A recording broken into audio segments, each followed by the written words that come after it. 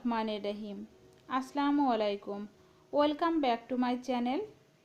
আশা করছি যে যেখানে আছেন ভালো আছেন, সুস্থ আছেন। আমরাও আল্লাহর অশেষ রহমতে ভালো আছি। আজকে আমি সকাল থেকে রাত পর্যন্ত কি করি সেই ব্লগটাই শেয়ার করব। আশা করছি আপনাদের ভালো লাগবে। আমার ব্লগটা যদি আপনাদের ভালো লেগে থাকে তাহলে প্লিজ আমার চ্যানেলটি সাবস্ক্রাইব করবেন, আর আমার চ্যানেলে নতুন নতুন সব ভিডিওর আপডেট পেতে পাশে আসা বেল আইকনটি প্রেস করে রাখবেন। আমি সকালবেলা ঘুম থেকে উঠে এখানে নাস্তা তৈরি করে নিচ্ছি। আমি প্রথমেই রুটিগুলোকে ভেজে নিচ্ছি। আর আমার এই রুটিগুলো ফ্রোজেন রুটি। এই রুটিগুলো আমি কয়েকদিন আগেই তৈরি করে রেখেছিলাম। এখন এই রুটিগুলোকে আমি ভেজে নিচ্ছি বা সেঁকে নিচ্ছি। রুটিগুলো যদি আমরা আগে থেকে তৈরি করে রাখি তাহলে কিন্তু সকালবেলায় আমরা চট জলদি এই রুটিগুলোকে ভেজে নিতে পারি, খুব বেশি ঝামেলা করতে হয় না। আমি এখানে রুটিগুলোকে ভেজে নিয়েছি। আর আগের দিনে রাতে আমি ভুড়ি রান্না করেছিলাম আর চিকেন রান্না করেছিলাম, সেই তরকারিটা আমি এখানে গরম করে নিয়েছি। আর এগুলো দিয়েই আমরা সকালের নাস্তাটা শেষ করে নিব।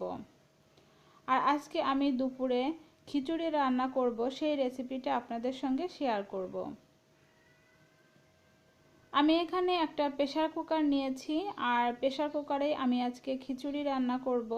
প্রেসার কুকারে খিচুড়ি রান্না করলে সময়টা অনেক কম লাগে, আর তাছাড়া প্রেসার কুকারে খিচুড়িটা খেতে আমার খুবই ভালো লাগে।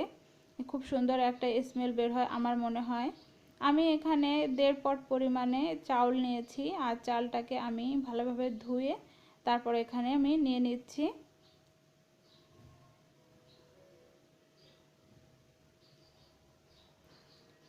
তারপরে এখানে আমি ডাল নিয়ে নিব। আমি প্রায় হাফ কাপ পরিমাণে ডাল নিয়েছি, মসুর ডাল। আর মসুর ডালটাকে আমি 1 ঘন্টা আগে পানিতে ভিজিয়ে রেখেছিলাম। আর ডাল রান্না বা যে কোনো কাজে ডাল ব্যবহার করলে কিন্তু ডালটা যদি আপনারা একটু আগে থেকে ভিজিয়ে রাখেন তাহলে কিন্তু ডালটা খুব তাড়াতাড়ি সিদ্ধ হয়ে যায়। এটা সিদ্ধ হতে খুব বেশি সময় লাগে না। আমি এখানে শুধুমাত্র মসুর ডাল নিয়েছি, আপনারা চাইলে এখানে কয়েক প্রকারের ডাল একসঙ্গে মিক্সড করে নিতে পারেন।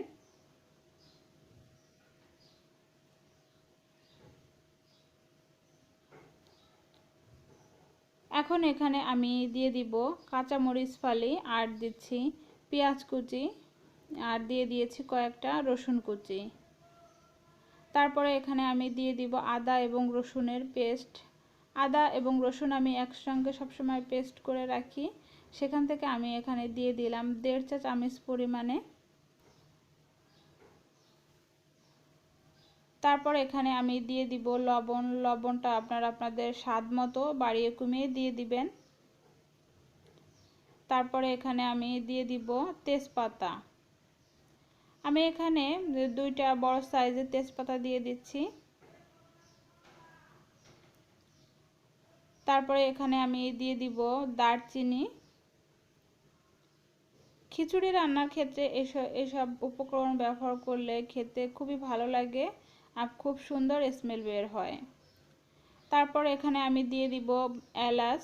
আমি এখানে 3-4টা এলাচ দিব, আর এলাচগুলোর মুখটা আমি একটু ফাটিয়ে দিচ্ছি যাতে করে বিচিটা বের না হয়ে যায় আর ফ্লেভারটা খুব সুন্দরভাবে খিচুড়ির মধ্যে ঢুকে যায়।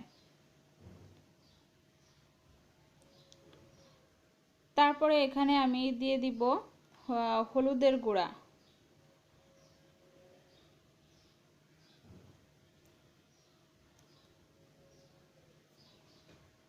তারপরে এখানে আমি দিয়ে দিব আস্ত জিরা।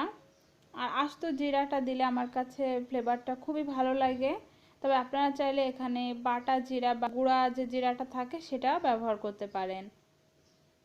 আর সামান্য পরিমাণে আস্ত জিরা আমি এখানে দিয়ে দিলাম। তারপর এখানে আমি দিয়ে দিব রান্নার তেল। তেলটা আপনারা আপনাদের পছন্দ মতো বাড়িয়ে কমিয়ে দিয়ে দিবেন। তারপর হাত দিয়ে এটাকে কষলে কষলে খুব ভালোভাবে মাখিয়ে নিতে হবে।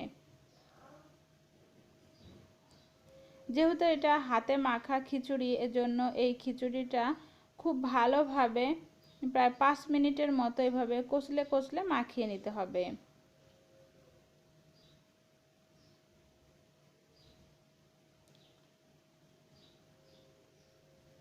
আসলে আপনারা হয়তো ভাবছেন যে এটা তো একটা নর্মাল খিচুড়ি, এটা রেসিপি দেওয়ার আর কি আছে।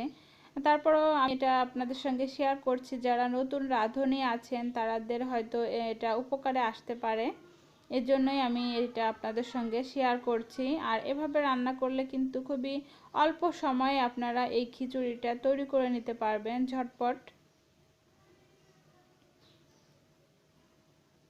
এই খিচুড়িটা কিন্তু আমিই মাখাচ্ছি না, এই খিচুড়িটা মাখাচ্ছে আমার মেয়ে। আসলে স্কুল তো বন্ধ, বাচ্চাদের ভালো লাগে না বাসায় বসে থাকতে থাকতে, ওরা বিরক্ত হয়ে যায়। যার জন্য আমি যখনই কোনো কাজ করতে যাই তখনই ও চলে আসে আর বলে আম্মু আমি এটা করব, আমি ওইটা করব। এর জন্য ওকে ব্যস্ত রাখার জন্য আমিও বলি ঠিক আছে করো তাহলে। তো আমি এখানে খিচুড়িটা খুব ভালোভাবে চাল ডালটা মাখিয়ে নিলাম, তারপর পরিমাণ মতো পানি দিয়ে দিচ্ছি। এখন এটাকে ঢাকনা দিয়ে আমি চুলায় বসিয়ে দিব।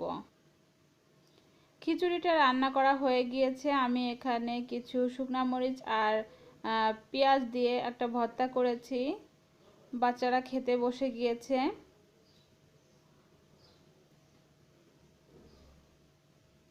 আর খিচুড়িটা রান্না শেষ হলে আমি গোসল করে নামাজ পড়ে তারপরে বাচ্চাদের এখানে খেতে দিয়েছি।